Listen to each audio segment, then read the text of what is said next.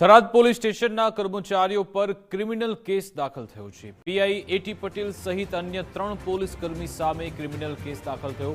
થરાદની civil કોર્ટમાં પીડિત મહિલાએ ક્રિમિનલ કેસ નોંધાવ્યો। પીડિતાને પોલીસ કસ્ટડીમાં રાખી પરેશાન કરાઈ હોવાનો આક્ષેપ છે। પતિનું મોત થતાં તપાસના બહાને પરેશાન કરાઈ હોવાનો આરોપ।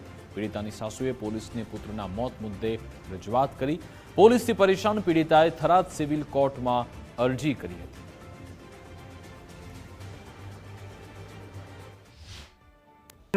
સાસુએ એવા આક્ષેપો કરેલા કે મારી વહુ દ્વારા મારા છોકરાને મારવામાં આવેલ છે।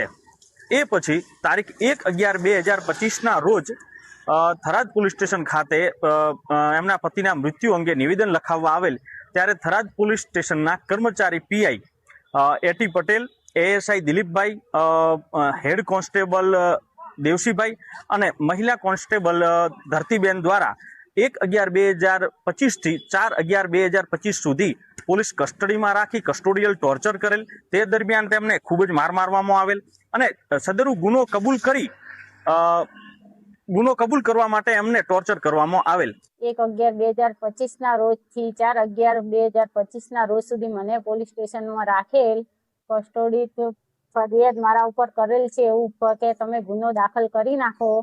મને કે તમે એવું માની લો કે તમે તમારા પતિને માર્યો છે, પણ મેં ન માર્યો કઈ રીતે હું કહું કે માર્યો। મારા ઉપર હાથ ઉપાડેલ 4 પોલીસ કર્મી, પીઆઈ શ્રી એટી પટેલ સાહેબ, 2 હેડ કોન્સ્ટેબલ હતા, દેવસીભાઈ, દિલીપભાઈ, ધરતીબેન, ચારે સામે મારા ઉપર મારવામાં આવેલ અને મને કીધું કે તારા પતિને માર્યો એવું કબૂલાત કરી લે। અને 4 દિવસ મને સતત રાખી અને મારા ઉપર મારેલ, ટોર્ચર કરેલ, માનસિક શારીરિક હેરાન કરેલ છે।